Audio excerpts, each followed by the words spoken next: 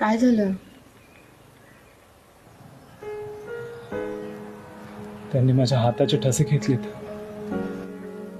घेऊ दे ना, होईल सगळं नीट.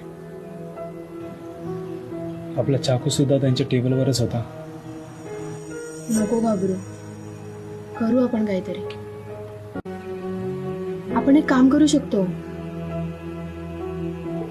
पोलीस तुला आत टाकायच्या आत आपणच खऱ्या कुणाला शोधलं तर? ते तुझ्या पुस्तकातल्या गणित एवढं सोपं नाहीये.